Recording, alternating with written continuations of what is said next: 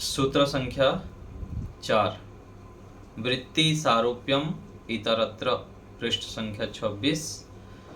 उसके ऊपर अवतरणिका में देखेंगे, चित्त के व्युत्थान अवस्था में जीवात्मा अपरिवर्तनशील होता हुआ भी स्वयं को वैसा अनुभव नहीं करता है। क्षिप्त, मूढ़, विक्षिप्त, एकाग्र और निरुद्ध अवस्था। तो जो क्षिप्त, मूढ़ और विक्षिप्त अवस्था है उसको व्युत्थान अवस्था कहते हैं। तो व्युत्थान अवस्था में परम जो जीवात्मा है वह स्वरूप से क्या है? अपरिवर्तनशील है, बदलने वाला नहीं है। जीवात्मा का स्वरूप अपरिवर्तनशील है, वो अपने स्वरूप में कभी जो शुद्ध है वो शुद्धता ही रहता है। लेकिन जीवात्मा अपरिवर्तनशील होते हुए भी स्वयं को वैसा अनुभव नहीं करता है। कब? व्युत्थान अवस्था में बुद्धि के द्वारा दिखाए गए विषयों का प्रतिसंवेदी अर्थात अनुभव करता होने के कारण। क्यों ऐसा करता है? जैसा है वैसा नहीं पता लगता उसको, क्योंकि बुद्धि जिस प्रकार दिखाती है उसी प्रकार से अनुभव करता हो जाता है। कब? व्युत्थान अवस्था में।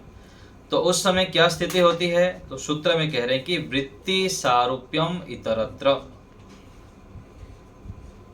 शब्दार्थ है वृत्ति सारूप्यम, वृत्तियों के समान रूप वाला प्रतीत होता है जीवात्मा। इतरत्र निरुद्ध अवस्था और एकाग्र अवस्था से भिन्न अवस्था। निरुद्ध अवस्था और एकाग्र अवस्था से भिन्न अवस्था अर्थात व्युत्थान अवस्था में वृत्तियों के समान वाला प्रतीत होता है। सूत्रार्थ है निरुद्ध अवस्था और एकाग्र अवस्था से भिन्न अवस्था अर्थात व्युत्थान अवस्था में जीवात्मा वृत्तियों के समान रूप वाला प्रतीत होता है। आगे देखिए योगार्थ प्रकाश में इस सूत्र में बताया गया है कि संप्रज्ञात और असंप्रज्ञात समाधि की अवस्था से भिन्न अवस्था में अर्थात सांसारिक अवस्था में जीवात्मा अपने को चित्त वृत्तियों के समान देखता है। चित्त की वृत्तियां जैसे होते हैं उसी प्रकार से अपने आप को मान लेता है। तो मनुष्य का स्वाभाविक प्रवृत्ति है नीचे की ओर पतन करना, नीचे की ओर बहना। अत्यधिक पुरुषार्थ करके उसको आगे बढ़ना होता है। परमात्मा ने मनुष्य के अंदर अपरिमित सामर्थ्य दे के रखे हैं, लेकिन वो जान नहीं पाता है और जानकर उसको कैसे काम में लेना वो भी पता नहीं रहता। क्यों होता है ऐसे? ये वृत्ति सारूप्यम इतरत्र के कारण। आगे देखिए, चित्त और इंद्रियों के माध्यम से जिन विषयों का ज्ञान जीवात्मा प्राप्त करता है उस ज्ञान का नाम वृत्ति है। वहां पर जो चित्त वृत्ति निरोध कहा गया था, वहां वृत्ति में क्या लेंगे? जो हानिकारक ज्ञान है वहां पर वृत्ति नाम से उसको समझेंगे। और यहाँ पर एक बात बता रहे हैं कि जो जीवात्मा प्राप्त करता है इंद्रियों के माध्यम से, मन के माध्यम से, उस ज्ञान को भी वृत्ति कहा जाता है। तो चित्त में जब किसी विषय का चित्र उभरता है तब जीवात्मा उसको देखता है। कोई चीज देखा, मन में कोई विचार आया, कुछ विषय सामने आता है, चित्र आ गया, उसको जीवात्मा देखता है। जैसा वह चित्र है वैसा स्वयं अपने को भी देखता है। उसमें भेद नहीं करता कि वह चित्त वृत्ति है और वह मुझसे भिन्न है। उदाहरण के लिए किसी व्यक्ति ने उत्तम पदार्थ को खाया उससे उसको सुख की प्राप्ति हुई। आत्मा उस सुख को अपना ही स्वरूप मान लेता है, इसलिए थोड़ा कम मिल जाए अथवा उसको कोई छीन ले तो दुखी हो जाता है। क्यों? क्योंकि अपने स्वरूप से वो जोड़ देता है। यदि अधिक खा लूँगा तो मैं बढ़ जाऊँगा, मेरे में बढ़ोतरी हो जाएगी। अच्छे सुख आया तो बहुत प्रसन्न हो जाता है। तो उस वस्तु के साथ वो अपना तादात्म्य अर्थात पूरा घुल मिल जाता है कि यही स्वरूप मैं हूँ सोच के। अन्य एक उदाहरण है, किसी व्यक्ति को क्रोध आया, उस क्रोध को वह अपना स्वरूप मान लेता है, जबकि क्रोध जीवात्मा का स्वरूप नहीं है। क्रोध अलग है और जीवात्मा का स्वरूप अलग है। जीवात्मा तो शुद्ध है। इसी प्रकार जीवात्मा अज्ञान अवस्था में शरीर, इंद्रिय, मन, बुद्धि, भूमि, धन, पुत्र, पौत्र आदि को अपने से भिन्न नहीं जानता है।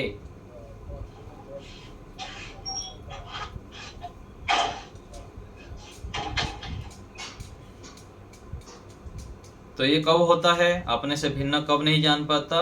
अज्ञान की अवस्था में। तो ये शरीर, मन, इंद्रियां, धन संपत्ति जितने भी संबंध है, साधन हैं, वास्तविक रूप में क्या है? यह हमसे भिन्न है और उनको अपने आप को एक जानता है। जो भी वस्तु है, साधन है, संबंध है और स्वयं को।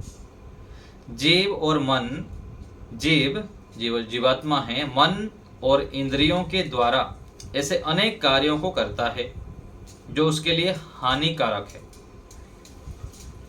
वह स्वयं मन इंद्रियों को प्रेरणा देकर कार्य करता हुआ भी यह मानता है कि ये मन इंद्रियां स्वयं अशुभ कर्म करते हैं।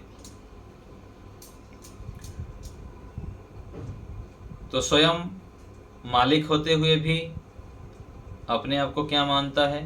मैं मालिक नहीं हूँ, मैं उसका स्वामी नहीं हूँ। तो मन इंद्रियों को स्वयं हम चलाते हैं।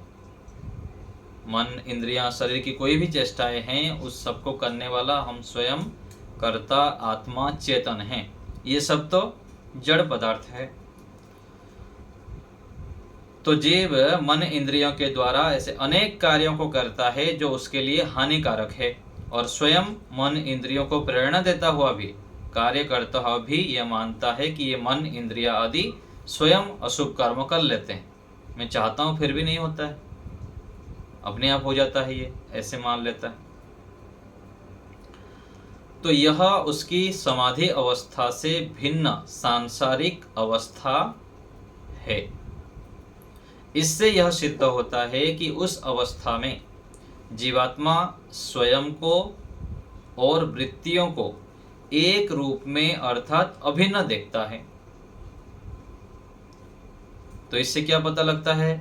जब वो अपने आप अशुभ काम कर लेता है, बोलता है, अशुभ कर्म से हट नहीं पाता है, शुभ कर्म में नहीं लग पाता है, ईश्वर की ओर नहीं बढ़ पाता है, तो इसका परिणाम स्वरूप क्या समझना चाहिए कि समाधि अवस्था से और जो ऊंची अवस्था से सांसारिक अवस्था में मैं हूँ, ऐसे इससे सिद्ध होता है।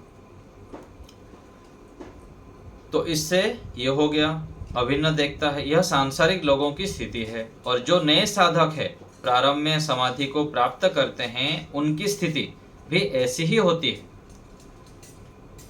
जो नए साधक है, योगाभ्यासी है, धीरे धीरे आगे बढ़ रहे हैं, प्रारंभ समाधि स्थिति को प्राप्त करते हैं, फिर वो नीचे आ जाते हैं, तो उनकी भी स्थिति वैसे ही रहती है। उन लोग प्रयास कर रहे हैं, सामान्य सांसारिक लोग तो प्रयास ही नहीं कर रहे हैं, लेकिन योगाभ्यासी उठता है, उठने का प्रयास करता है, लेकिन वो भी उसी श्रेणी में ही आएगा। व्यवहार काल में वे चित्त वृत्तियों को और स्वयं को एक रूप में देखते हैं। जैसे संसार की स्थिति है उस प्रकार से अपने आप को देख लिए। गलत के साथ मिल गए तो गलत हो गए, अच्छे के साथ मिल गए तो अच्छे हो गए, तो वो बह रहे हैं। जैसे रंग मिल होता है वैसे रंग चढ़ जाता है। तो ये व्युत्थान अवस्था की स्थिति है। उनकी स्थिति जब दृढ़ होती है तब व्यवहार में उनकी यह स्थिति नहीं रहती है, अर्थात उनको अपना और वृत्तियों का स्वरूप पृथक पृथक ज्ञान होता है। जब धीरे धीरे धीरे व्यक्ति प्रयास करते हुए आगे बढ़ता है, विचार करता है, मनन करता है, तपस्या करता है, ईश्वर के सानिध्य में बैठता है, तब फिर पता लगता है अरे मैं तो दुखी हो गया, मैं तो परेशान हो गया, पूरा मैं बहुत हानि कर देता हूँ अपने आप का। तो ऐसे करके व्यक्ति सावधान जब होता है, ज्ञान पूर्वक विचार करता है, तब वो फिर शांत रहता है। ये तो सब बाह्य स्थितियां हैं। मेरे को अपने आप को अस्थिर नहीं करना है, मैं इससे पृथक शुद्ध आत्मा हूँ। ये जितने भी बाह्य स्थितियां हैं ये सब मन इंद्रियों का है, ये तो स्थिर रहने वाला नहीं, ये नैमित्तिक सब है। ऐसे मानकर वह फिर स्थिर हो जाता है और दोनों को पृथक पृथक फिर देखने लगता है, उसको ज्ञान हो जाता है। यह हमने ऊपर कहा कि नवीन योगाभ्यासियों की स्थिति व्यवहार काल में यह होती है कि वे वृत्तियों को और अपने आप को पृथक नहीं देख पाते हैं, तथापि उनकी स्थिति सांसारिक लोगों से उन्नत होती है। व्यवहार काल में भी वे शांति का अनुभव करते हैं और सांसारिक मनुष्य की अपेक्षा उनको क्लेश न्यून सताते हैं। तो जो साधक व्यक्ति है, कई बार वो अपने आप को सोचते हैं कि मैं तो इतना करता हूँ, ध्यान करता हूँ, सत्संग करता हूँ, फिर भी मैं तो अपने दोषों को छोड़ नहीं पाता हूँ, मैं भी गलत काम कर लेता हूँ। ऐसे सोच के फिर हताश, निराश, उदास हो जाते हैं। गुरुकुल में भी ब्रह्मचारी लोग ऐसे ही सोचते हैं, मैं तो घर छोड़ दिया, गुरुकुल में आ गया, लेकिन जितना करना था नहीं कर पाता हूँ, उससे तो अधिक तो उन लोग ठीक है, संसार में ही रहता मैं, गुरुकुल में क्या लाभ है।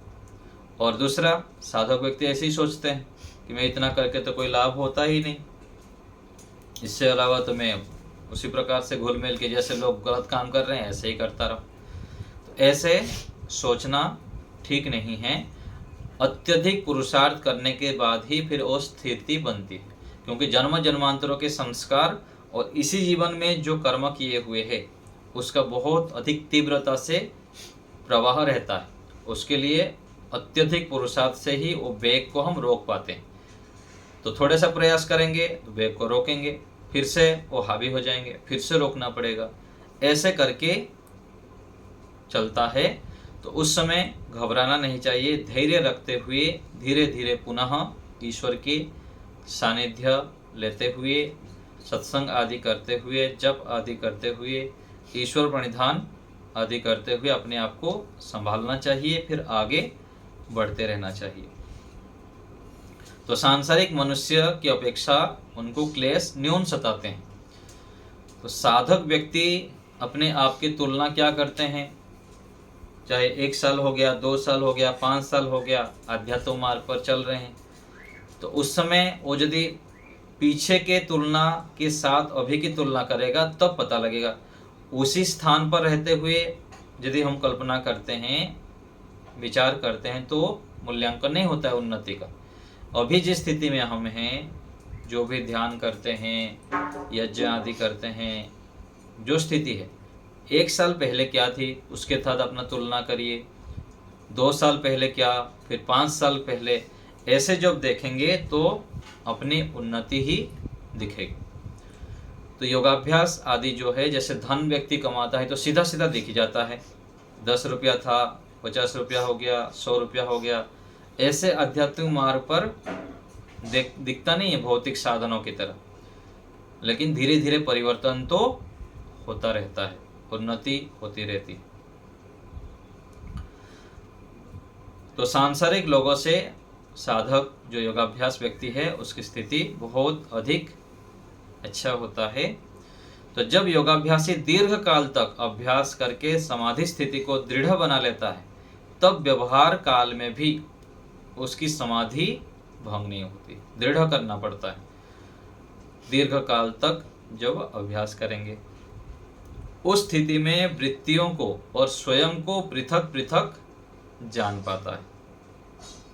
जिस प्रकार आसन लगाकर बैठा हुआ योगाभ्यासी समाधि काल में शरीर को, वृत्तियों को, मन को, इंद्रियों को अपने से भिन्न जानता है, उसी प्रकार व्यवहार काल में भी जानने लग जाता है जब लंबे समय तक अभ्यास करता है। ईश्वर प्रणिधान के द्वारा व्यवहार में वह व्यक्ति आनंद की प्राप्ति करता है। इससे यह सिद्ध होता है कि जिस प्रकार आसन पर बैठकर एक साधक इंद्रियों और मन आदि को अपने से भिन्न जानता है, ईश्वर के नित्य सुख का उपभोग करता है, उसी प्रकार समाधि की परिपक्व अवस्था होने पर व्यवहार में भी यह स्थिति हो जाती है। तो जो ईश्वर प्रणिधान कहा जाता है वह प्रारंभ में तो ईश्वर को भूले ही रहेंगे, बना ही नहीं पाएंगे। फिर धीरे धीरे अभ्यास करेंगे थोड़ी देर के लिए, फिर भूल जाएंगे। तो अभ्यास करते करते मानसिक रूप में यह स्थिति फिर साधक व्यक्ति बना लेता है। दिन भर वह ईश्वर को अपने पास अनुभव करता है। तो एक श्लोक आता है ना कि अभ्यासेन ही सिद्ध्यन्ति उद्यमेन ही सिद्ध्यन्ति कार्याणि नो मनोरथे ही। तो उद्यम से ही, अभ्यास से ही कोई भी कार्य सिद्ध होता है। ये इस साधना मार्ग पर भी यही लागू होता है। तो व्यास भाष्य में इस अवस्था का वर्णन उसे किस प्रकार किया गया है, यहाँ इस श्लोक में दिया है कि योगाभ्यासी जब ऊंची अवस्था में पहुंच जाता है तो उस समय उसकी स्थिति क्या होती। तो कहा गया कि शय्यासनस्थो अथ पथि व्रजन्वा स्वस्थः परिक्षीण वितर्क जालः संसार बीज क्षयम् ईक्षमाणः स्यात् नित्य मुक्त अमृत भोग भागी। तो योगी व्यक्ति जब ऊंची स्थिति को प्राप्त कर लेता है तो शय्या पर लेटा हुआ, आसन पर बैठा हुआ, मार्ग में चलता हुआ भी, क्षीण वितर्क जाल वाला, संसार के बीच के क्षय को देखने वाला, मोक्ष सुख को अनुभव करने वाला योगी नित्य मुक्त होता है। इससे यह सिद्ध होता है कि योगी व्यवहार काल में समाधि के द्वारा ईश्वर के आनंद का अनुभव करता है। तो ऋषि दयानंद जी के जब हम जीवनी को देखते हैं, उनके व्यवहार काल को देखते हैं, तो वह व्यवहार काल में भी इन स्थितियों को, जो ऊंची अवस्था को बना के रख पाते थे। और पूज्य स्वामी सत्यवती महाराज जी भी अधिकतर स्थिति में रहते थे, व्यवहार में भी। तो जो हमारे सामने प्रत्यक्ष रूप में ऋषि दयानंद जी के जीवनी हम देखते हैं और भी महापुरुषों को जीवनी को देखते हैं, तो ये पता लगता है कि ये असंभव नहीं है, इसको हम भी कर सकते हैं। निरंतर धीरे धीरे आगे बढ़ेंगे तब। तो ये हो गया सूत्र 4। इसमें आप लोग को कुछ पूछना हो तो बताइए।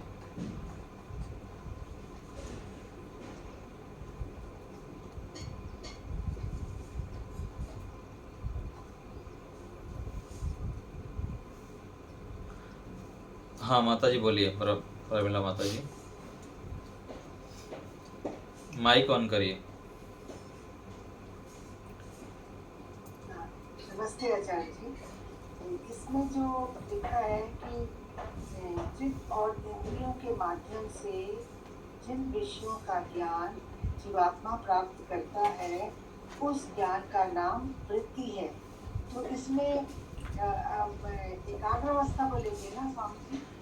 केवल जो ज्ञान होता है ना, हम कोई इंद्रियों के माध्यम से कुछ भी ज्ञान प्राप्त करते हैं, उस ज्ञान का नाम ये वृत्ति कह दिए।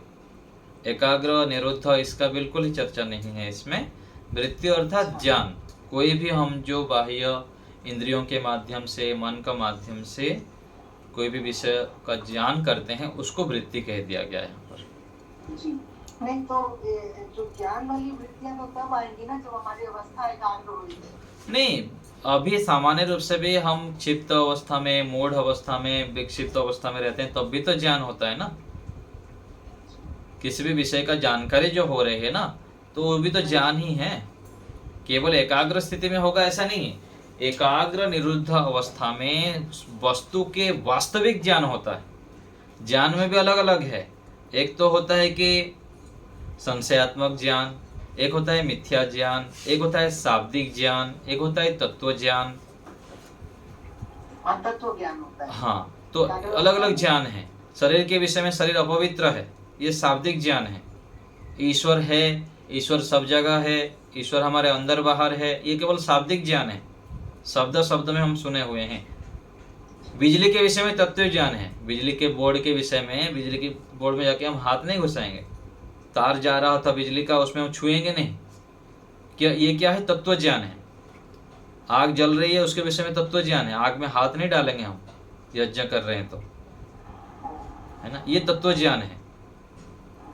और बाकी संसार में दुख बहुत है, अधिक अच्छे मिठाई बना हुआ है, घर में अच्छे आइटम बना हुआ है, 10 आइटम बना है, तो अधिक खाने से हानि होती है, ये केवल बाहर ज्ञान है, शब्द ज्ञान है। थाली में बैठ गए तो वो सब गायब, तत्व ज्ञान। फिर वहाँ तो पूरा भर के, पूरा गले तक भर के खा लेंगे। फिर बाद में दुख होगा तो फिर तत्व ज्ञान शुरू हो जाएगा कि अरे नहीं खाना था तो रोगी हो गया मैं, ऐसे होता है। तो ये बहुत सारे जगह पर हमको मिथ्या ज्ञान होता है, संशयात्मक ज्ञान होता है और शाब्दिक ज्ञान है। फिर आगे चलकर प्रयास करते हैं, पुरुषार्थ करते हैं, तो वह ज्ञान तत्व ज्ञान में बदल जाता है।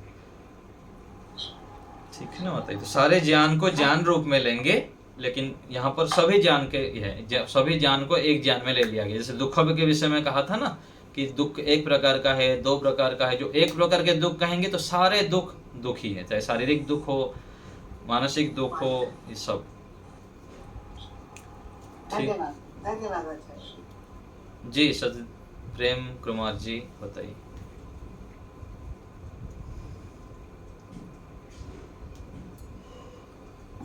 माइक ऑन करिए। सचदेवा साहब। इसी में जो चित्त का जो विषय है वो जीवात्मा उसको अपना विषय कैसे समझ लेता है? अज्ञानता के कारण जैसे देखता है वैसे मान लेता है, क्योंकि जीवात्मा का स्वभाव उस प्रकार से है ना कि नैमित्तिक रूप में जो ज्ञान होता है ना, अच्छे माता पिता मिल गए, अच्छे परिवेश मिल गया, जैसे जैसे माता पिता सिखाते हैं, गुरु आचार्य सिखाते हैं, जैसे जैसे वो देखता है उस प्रकार से बन जाता है। यदि गलत वातावरण हो गया, साथी मित्र गलत मिल गए, खान पान गलत हो गया, आचरण गलत देखा, तो उस प्रकार से वो बन जाता है।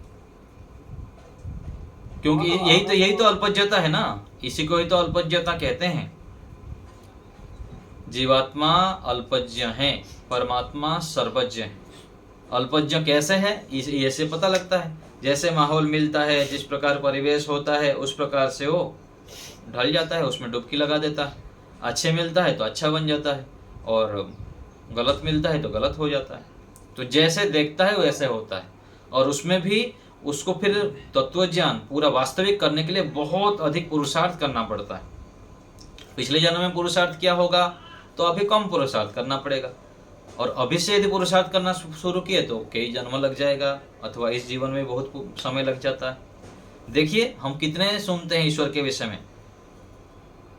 वैदिक सिद्धांत में भी कोई चलता है तो माता पिता वैदिक सिद्धांत होते हुए भी ईश्वर के विषय में इतना सुनते हैं, इतना पढ़ते हैं, इतने बड़े बड़े विद्वान हो जाते हैं, लेकिन ध्यान नहीं करते हैं, यज्ञ नहीं करते हैं, संध्या नहीं करते हैं, धर्माचरण नहीं करते हैं। तो ये अविद्या का जो जड़ है, ये बहुत मतलब क्या बोलते हैं, पूरा परत बाय परत पड़ा हुआ है, उसको उखाड़ना पड़ता है, और ये अल्पज्ञता के कारण है। और व्यक्ति बार बार दुख सहता है, कष्ट सहता है, फिर उसको बहुत यहाँ पर बाधाओं से गुजरना पड़ता है, तब उसको बुद्धि ठिकाना आता है, हाँ नहीं करना है तो पिटाई पड़ेगी। संसार में दुख, बहुत दुख है, बहुत दुख है, लेकिन सब लोग पड़े हुए संसार के पीछे, खाना पीना, मौज मस्ती करना, हंसना खेलना। दूसरी तरफ ईश्वर आनंद स्वरूप है, इतना आनंद देते हैं, सुख देते हैं, उससे दूर रहते हैं। तो ये इसीलिए कहते हैं कि वृत्ति सारूप्यम इतरत्र, जैसे देखता है वैसे हो जाता है। तो हमें इसका मतलब खाली शाब्दिक ज्ञान ही है कि हाँ, हम नहीं, सभी विषय में शाब्दिक ज्ञान ऐसे नहीं कह सकते हैं। बहुत सारे विषय हैं, जैसे हम शराब नहीं पीते हैं, मांस मछली नहीं खाते हैं, तंबाकू नहीं खाते हैं और गलत खान पान नहीं करते हैं, बाहर के खान पान नहीं करते हैं। क्यों? इस विषय हमको तत्व ज्ञान हो गया कि नहीं खाना है, नहीं खाना है तो नहीं खाना। बहुत सारे विषय में हमको तत्व ज्ञान भी है और बहुत सारे विषय में शाब्दिक ज्ञान है, बहुत सारे विषय में मिथ्या ज्ञान है, संशय भी है बहुत सारे विषय में। तो इन सबसे मिथ्या ज्ञान से ऊपर उठ के शाब्दिक ज्ञान से ऊपर उठकर तत्व ज्ञान में बदलना है, और ये होगा, धीरे धीरे होता जाएगा जी। काम में हमें बड़ा सतर्क रहना पड़ेगा। हाँ, बहुत अधिक सतर्क रहना पड़ेगा, जागरूक रहना पड़ेगा। और एकांत, मौन, ध्यान, जितने भी योग के अंगों का अनुष्ठान जितना करते जाएंगे उतना हमारा चित्त शुद्ध होता है। तो हम फिर धीरे धीरे ऊपर बढ़ते जाएंगे। जब ऊंची एक स्थिति को पहुंचेंगे, एकाग्र स्थिति को, फिर हमको क्या गलत है क्या सही है पता लगेगा। और ये जो व्यवहार में हम देखते हैं संसार में, व्यक्ति को जब तक पिटाई नहीं लगता है, ठोकरे नहीं खाता है, चांटा नहीं पड़ता है, तब तक अक्ल बुद्धि ठिकाना नहीं आता है। इधर खाएगा, बीमार पड़ेगा, बार बार बीमार पड़ेगा, फिर लगाना और नहीं खाना, शरीर जराजीर्ण हो जाएगा, रोगी हो जाता है, बहुत अधिक उम्र चला जाता है, फिर समझ में आता है कि नहीं करना है, फिर अभी भक्ति करनी है। कोई बुद्धिमान होते हैं, पिछले जन्म के अच्छे संस्कार होते हैं, इस जीवन के कुछ धर्म कार्य है, परोपकार है, इसके माध्यम से व्यक्ति को सत्य की राह दिखने लग जाता है, फिर वो चलने भी लग जाता है। ठीक है, तो इसलिए हमको लगे रहना चाहिए। ठीक है, अरविंद जी बताइए। जो जीवात्मा अभी तो सुख को ग्रहण करता है और दुख का जिम्मेदारी किसके हाथ में है? नहीं, सुख दुख दोनों ही जीवात्मा को ही प्राप्त होते हैं। आप बोले जीवात्मा तो सुख को ही ग्रहण करता है। नहीं, सुख को ग्रहण करता है उस अर्थ में नहीं, वो क्या है ना, अज्ञानता के कारण दुख को भी सुख मान के उसके पीछे दौड़ता है। दुख सुख दोनों भोगता है, लेकिन अज्ञानता के कारण दुख को भी सुख मान के चलता है। फिर बाद में जिस सुख को सुख मान रहा था वो दुखी था। ऐसे होता है। जीवात्मा को, हाँ, जीवात्मा चेतन होने से दोनों ही सुख दुख दोनों ही उसको ही मिलता है। ठीक है, निर्मला माता जी। नमस्ते आचार्य जी। नमस्ते। योगी सैया पर लेटा, आसन पर बैठा, मार्ग में चलता हुआ, ये किस प्रकार से जो है वो मतलब मोक्ष सुख का कैसे अनुभव करता है? हाँ, जैसे ध्यान की अवस्था जब प्राप्त करता है ना, समाधि की अवस्था, उसके लिए बहुत पुरुषार्थ करना हुआ रहता है। कई सालों तक पुरुषार्थ करते करते करते फिर वो स्थिति को प्राप्त करता है। वो स्थिति जब प्राप्त होता है, उच्च स्थिति, वो केवल ध्यान की अवस्था में हो गया। ध्यान की अवस्था में प्रारंभ में जब होता है तो ध्यान से उठने के बाद आधा घंटा 1 घंटा तक बनाए रखेगा, फिर वो स्थिति डाउन हो जाएगी। जैसे हम लोग अभी होता है, ध्यान करते हैं, सत्संग करते हैं, तो उसके बाद आधा घंटा 1 घंटा तक बना रहता है, फिर से छुट्टी, सब भूल जाते हैं, सत्संग की बातें, ईश्वर की बातें, फिर व्यवहार में हंसना खेलना और जो भी काम है वैसे हो जाते हैं।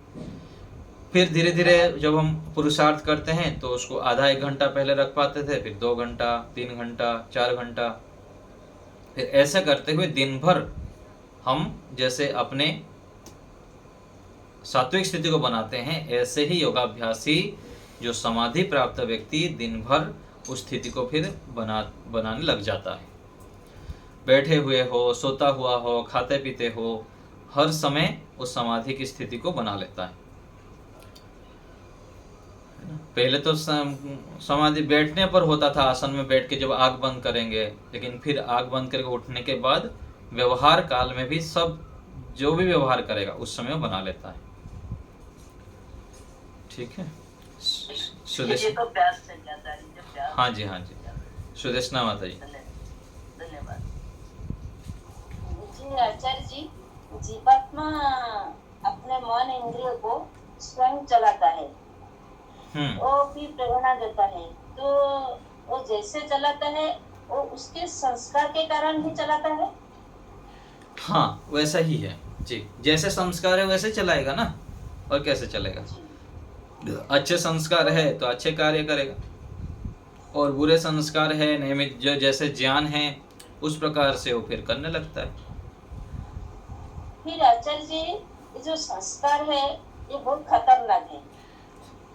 हाँ, ऐसा ही है, संस्कार खतरनाक ही है, इसलिए संस्कार को जानना, और आगे जो भी हम कर्म कर रहे हैं, आगे जो भी हम कर रहे हैं वो फिर संस्कार बनता है। संस्कार मतलब क्या होता है ना, सामान्य रूप से जो थोड़ा बहुत कर्म करते हैं वो तो ठीक है, लेकिन उसका जो गहराई हो जाती है वो संस्कार रूप में पूरा, संस्कार मतलब दृढ़ता हो जाना एक रूप में। ऐसे ही मानिए कि बार बार जो हम करते हैं उस प्रकार से हमारा संस्कार बन जाता है। रात को जल्दी सोने का अभ्यास बना दिए तो जल्दी सोने का संस्कार बन गया, लेट होने पर तुरंत सिग्नल आ जाएगा, चलो सोते हैं। ऐसे ही सुबह उठने का संस्कार, बार बार जो हम सुबह उठना शुरू कर देते हैं तो 4 बजते ही नींद खुल जाएगी, 5 बजते ही नींद खुल जाएगी। और कोई 9 बजे उठने का संस्कार बना दिया तो 9 बजे तक सोता रहेगा। तो बार बार जो हम कार्य करते हैं उसी प्रकार से संस्कार बन जाते हैं। इसलिए सावधान होते हुए हमको आगे जो कर्म कर रहे हैं, हेयम दुखम अनागतम, पीछे जो हो गया हो गया, अगले जन्मों से लेकर इस पीछे जन्मों से लेकर अभी जितने काल तक हमारा जीवन खत्म हो गया, जो हो गया वो संस्कार तो बन ही गए। आगे हम जो गलत है उसको जानना, उसको हटाना, जो अच्छे है उसको भी जानना, उसको बढ़ाना, ऐसे करना होता है। और सबसे बड़ा बात है आचार्य जी, खुद का खराब संस्कार को जानना, हाँ, और उसको हटाना। जी जी जी, जानने के जगह पर अच्छे संस्कार में चलते जाना। हाँ जी, हाँ जी। तो उसके लिए हमको बहुत पुरुषार्थ करना पड़ता है। जान तो लिए, बहुत सारे संस्कार हम जान लेते हैं कि मैं रात को जल्दी सोना चाहिए, लेट में सोता हूँ। भोजन कम करना चाहिए, मात्रा में करनी चाहिए, अधिक खा लेता हूँ। क्रोध नहीं करना चाहिए, क्रोध कर लेता हूँ, है ना। निंदा चुगली नहीं करना चाहिए, निंदा चुगली कर रहा हूँ। तो पता लगता है, फिर वो करते हैं, फिर आगे चलकर धीरे धीरे ब्रेक लगाना पड़ता है। फिर ऐसे करते हुए फिर हम गलत को हटाते हैं और अच्छाइयों को बढ़ाते हैं। जी आचार्य, धन्यवाद। प्रमोद जी। जी आचार्य जी, नमस्ते। नमस्ते अच्छा जी, ये मौन के विषय में थोड़ा बताएं कि मौन जो है वो किस तरह से हमें सहायता करता है और किस तरह से हम। हाँ, देखिए, मौन का मतलब अभी प्रारंभिक रूप में जो मैं मौन कहना चाहता हूँ वो वाणी के रूप में। वाणी में हम अधिक से अधिक कम बोले और ना बोले, शांत रहें। तो दिन भर हम जो व्यवहार करते हैं तो कुछ समय, सुबह के समय का अधिकतर, कि सुबह मान लीजिए हम 4 बजे उठते हैं तो घर में नियम बना दे कि 7 बजे तक 8 बजे तक हमको बोलना नहीं, किसी को भी शांत रहना, अपने काम को चुपचाप करनी। अधिक किसी को बोलना है, अधिक इमरजेंसी है तो लिख के बताओ, मोबाइल में, नोटपैड में अथवा पेन में लिख के बताओ। और इतना भी नहीं होता तो कान में आके धीरे से बोल देना है, आवाज़ नहीं करनी। ये तो प्रत्येक दिन का कर सकते हैं। ऐसे ही दिन भर भी हम कुछ नियम बनाएं कि इतने समय तक हमको बोलना नहीं, व्यक्तिगत रूप में। यदि दूसरे हमको बाधित कर लेते हैं तो उनके लिए बता दीजिए कि 2 घंटे तक मैं बोलूँगा नहीं, 1 घंटे तक मैं बोलूँगा नहीं, जो भी बोलूँगा आपको लिख के दे दूँगा। तो जितना हम इस प्रकार से अभ्यास करते हैं तो वाणी से हम क्या है, अनावश्यक बोल देते हैं, और जो आवश्यक नहीं होता है बोलते हुए अपना ऊर्जा समाप्त करते हैं। और हम जब बोलने लगते हैं तो दूसरे कुछ बोलने लग गया, फिर अपनी स्थिति भी खराब हो जाती है। तो ऐसे प्रारंभिक में सुबह का समय दिन भर में अभ्यास करनी होती है। फिर धीरे धीरे करके सप्ताह में 1 बार, 15 दिन में 1 बार दिन भर मौन रहने का अभ्यास करिए। कि मुझको दिन भर मौन रहना है, किसी वाणी से बोलना नहीं। फिर ऐसे ही अदृश्य मौन भी कर सकते हैं। भाई भोजन मेरे लिए दे दीजिए, नाश्ता हो गया, जो बना दिया गेट के अंदर रख दीजिए, कमरे के अंदर, फिर लॉक कर देना। फिर कमरे के अंदर रहिए, अपना स्वाध्याय करिए, शांत रहिए, जप करिए, सत्संग सुनिए। ऐसे करके किसी से ही बातचीत नहीं करना, किसी को देखना नहीं, ये अदृश्य मौन हो गया। तो ऐसे करके अपना, जब जितना हम बाह्य क्रियाओं को कम करते हैं, व्यवहार कम करेंगे, फिर अंदर की दुनिया में प्रवेश करते हैं। ईश्वर के विषय में अधिक चिंतन करेंगे, अपने विषय में अधिक चिंतन करेंगे, शास्त्रों में जो पढ़ते सुनते विषय है उसके विषय में भी विचार करेंगे। तब फिर हमारी आंतरिक प्रवृत्ति होगी। और जो अभी बात हो रही थी दोष दिखना, वो दोष दिखने लगेगा। अभी तो केवल बाह्य दोष दिखता है, इसका दोष, उसका दोष, उसका दोष। फिर अपने दोष देखने लगता है साधक को। फिर लगता है अरे मेरे अंदर तो लाखों दोष है, मैं क्यों दूसरे का दोष देखूं, अपने ही तो काम करना है। बोलते हैं हमारे गुरुजन कि हमारे अंदर इतना दोष है कि सामान्य हथौड़ी लेके हम लगे रहते हैं खोद के उस दोषों को हटाने में, जबकि बुलडोजर लगाना पड़ेगा उसके लिए। इतना जन्म जन्मांतरों के सूक्ष्म दोष मल हमारे चित्त में इकट्ठा है,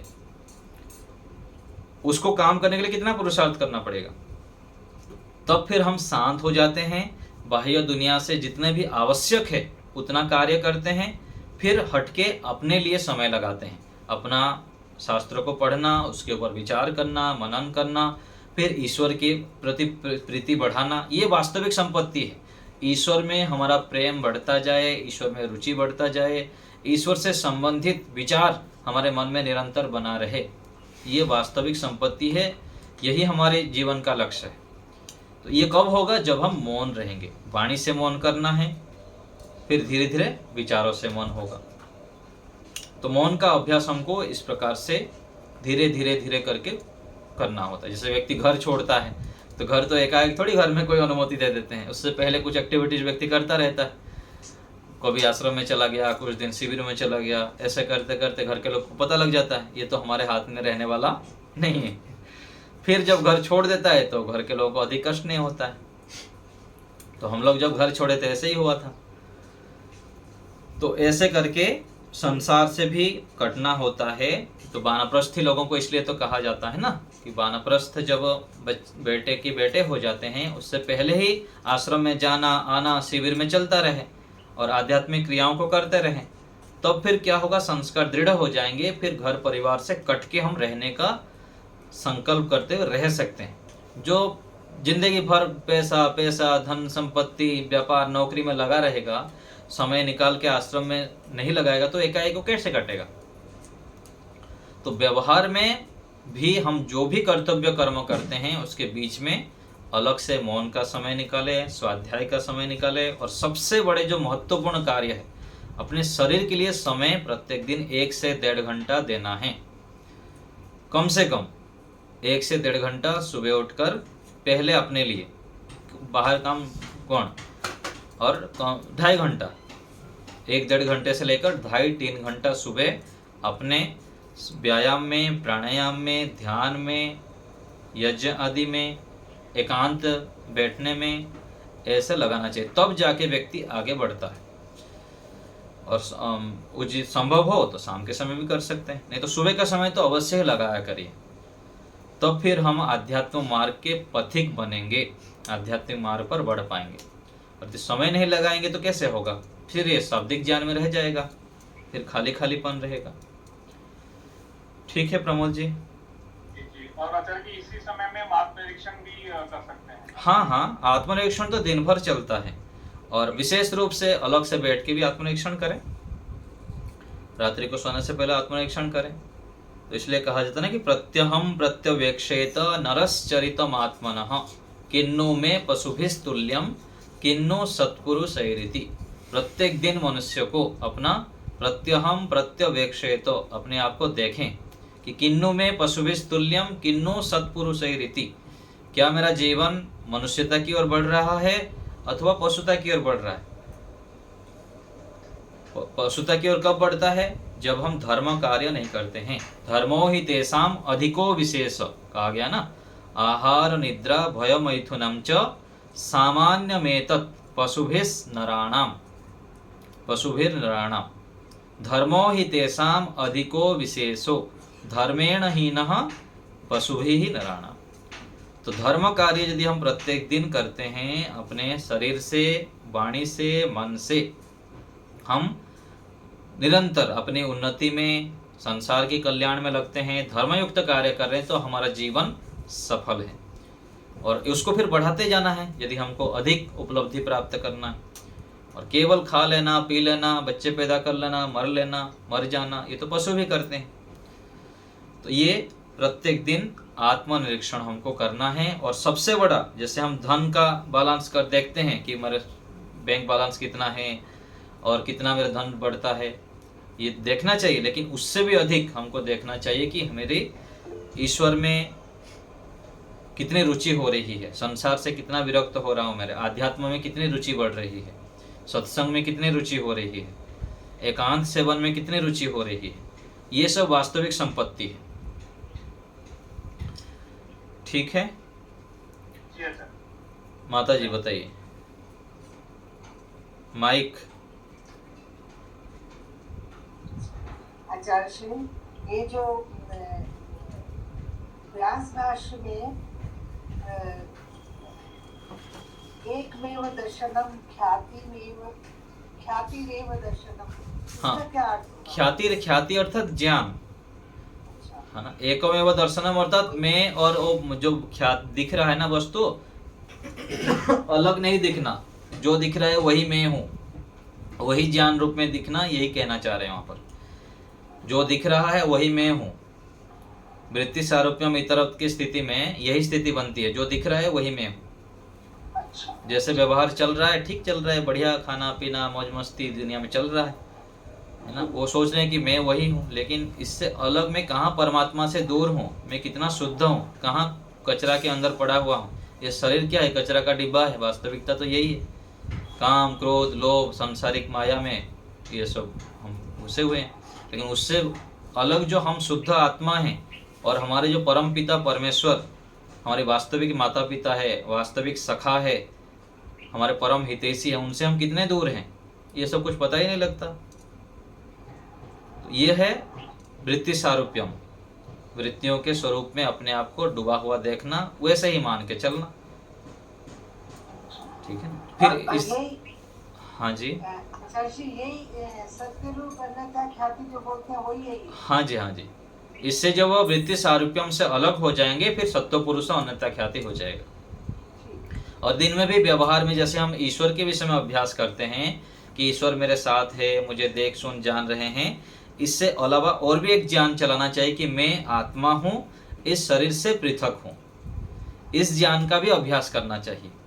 तो फिर एक तो आत्मा का भी स्वरूप का हम अलग का ज्ञान होगा, कोई अपने व्यक्ति छूट जाएंगे तब भी उसमें कष्ट नहीं होंगे, और दूसरा परमात्मा को भी जोड़ेंगे। ठीक है, धन्यवाद। और कोई बात?